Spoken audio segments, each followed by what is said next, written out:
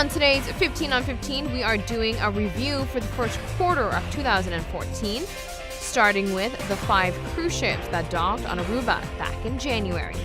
Plus, we revisit the installation of King Willem-Alexander in celebration for King Day.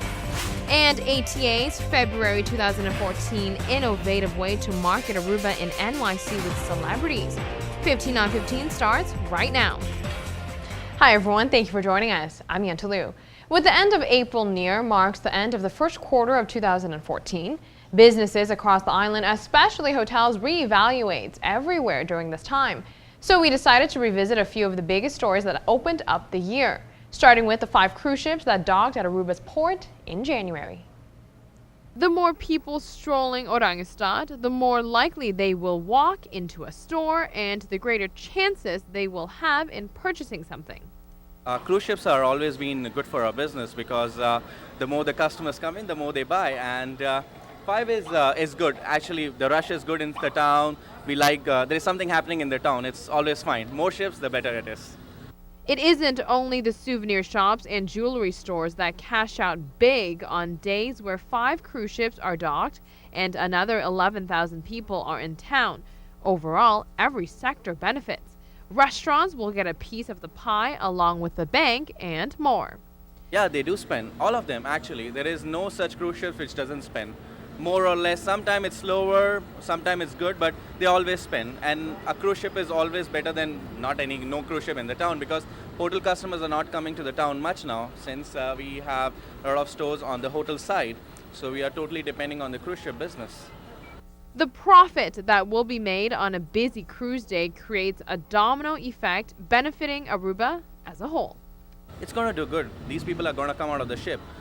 Even if everybody spends $10, $15 on the food items, souvenirs, jewelry, everybody is going to get a share of the business. It's going to work it out because so many people are there. You can see those small souvenir store owners. They're going to get the business and they're going to eat here. They're going to buy souvenirs. So it's good for everybody. And of course, the government is also going to get some taxes. The banks are going to get their commission when the credit cards are run. So it is a win-win situation. The marking of a new year means the same for the Chinese community, but takes place at a different time. The local Chinese population on the island miss home, especially during the opening of the Chinese New Year, since workers are given up to 8 days off. They have a few suggestions for Aruba to make it more festive for them. The days are counting down to January 31st, Chinese New Year's. It is arguably the most important day of the year for the Chinese.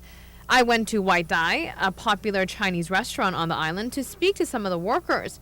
Mr. Chen, a worker at White Dai, says celebrations back home are huge. It is more festive back home. Families gather together to eat dinner. But this is logical since more people back in my hometown celebrate it. With the help of technology, the workers inside White Dai restaurant are still able to get into the Chinese New Year spirit somewhat. Ringing in a new year is a big deal. Televised shows in China are capturing every moment of the celebrations, as seen here. Mr. Chen says since they live in Aruba, they have to adapt to the traditions here. It is not common here to celebrate Chinese New Year's. Most of us have to work. But in Aruba, they celebrate December 31st and January 1st, so we adapt. The Chinese who are living here don't seem to be that into the Chinese New Year, so it is overlooked. Chen Chen says it's unfortunate the usual New Year celebrations don't take place here because it is indeed an eye-opener. It would be really nice if the people of Aruba could see the real celebration that takes place for Chinese New Year. To do it the right way, we will need a few days off during the New Year. Practically everyone in China starts the New Year by celebrating with their family all week long, since most workers in China get 7 to 8 days off. We all gather, eat dinner, visit relatives, walk the streets, eat some more, and it's never a dull moment. There's a lot going on in the streets. The Chinese get a week off their New Year back home. If Aruba's government could give us a few days off, it would be awesome. This way we'd have time to appreciate the traditional celebrations and get together with the people we love. On that note, we will be right back. Take a look to see what is coming up next.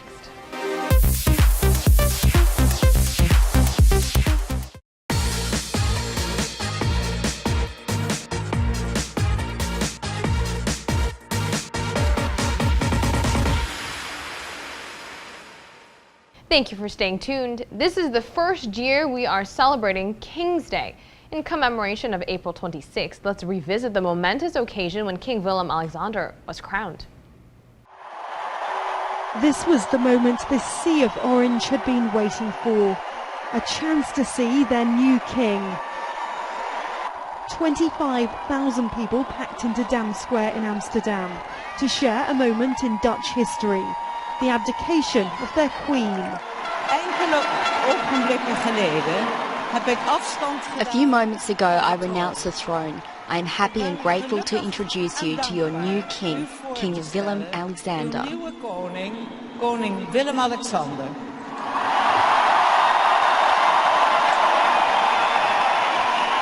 Lieve moeder. Dear mother, today you renounce the monarchy. 33 eventful and inspiring years for which we are intensely grateful to you.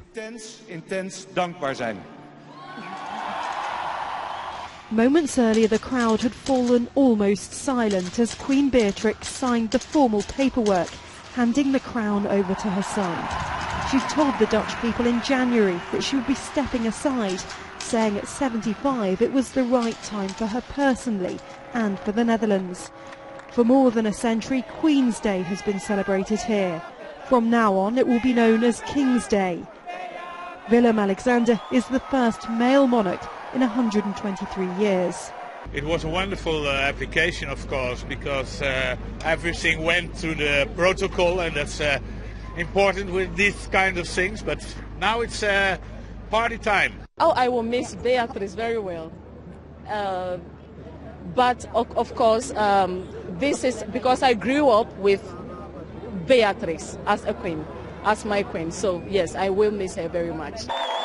And Princess Beatrix, as she will now be known, leaves the monarchy in a much safer position than when she came to the throne. Then the Netherlands was in a period of turmoil. Many question the need for a costly royal household, and some in one of Europe's most progressive societies still do. But a poll this week found that more than 3/4 of people here wanted the Netherlands to remain a constitutional monarchy. The royal family are well supported in the Netherlands, and Queen Beatrix has been regarded with affection.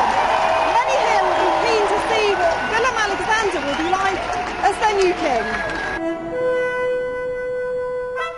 And the new king says he'll avoid some royal protocol, including being called Your Majesty.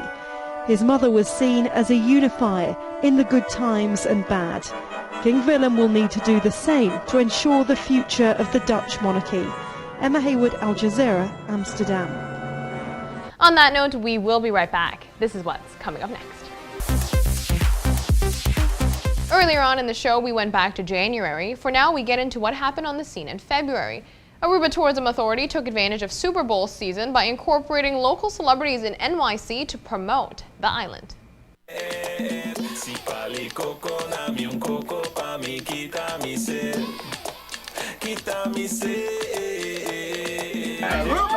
Welcome to Aruba! Shake it up in the house. Shake it. I'm making drinks in Aruba. Favorite thing to do in Aruba is definitely beach tennis. I'm gonna be in Aruba, hanging out under this tree. I'm name is the Aruba Woo Woo. Yeah, there you go. I love Aruba. It's a place full of the stars like myself.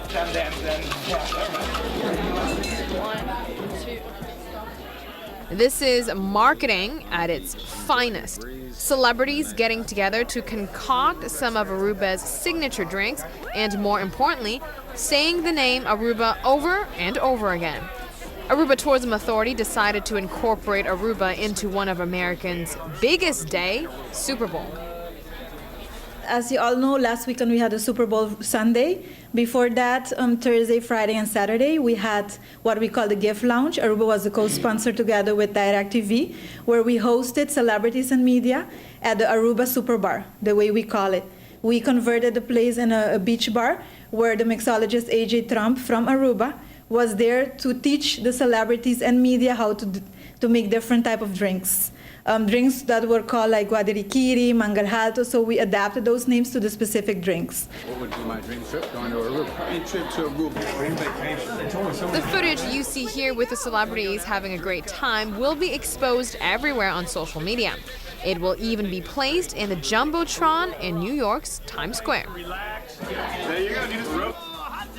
This is the K-Cooler Sackmaster right here. We're very happy and enthusiastic about Aruba. And the great thing about this project is that it was an integrated approach where we used several channels. We used Aruba.com, we used YouTube.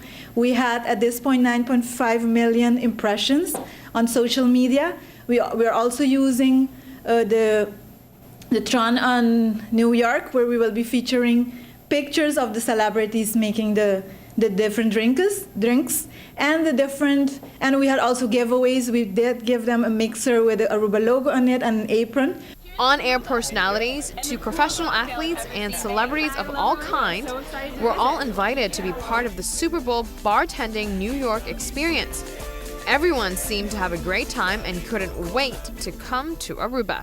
The great thing is it was a mix of celebrities, not only movie stars, but also sport people. So we had Mike Golan of ESPN2, we had Peter Facinelli of the Twilight Saga movie, we had Serena Williams, a tennis player. So it was a variety of celebrities coming together to have fun, and you can see that they were definitely having fun. And the great thing is that Aruba was used as a bus, and Aruba is out there in one of our biggest markets, which is New York. On Monday night's edition of 15 on 15, we will continue with the first quarter review for 2014. This time, we'll take a look at what was making headlines in March and for earlier this month. We'll see you then right here on Channel 15 ATV.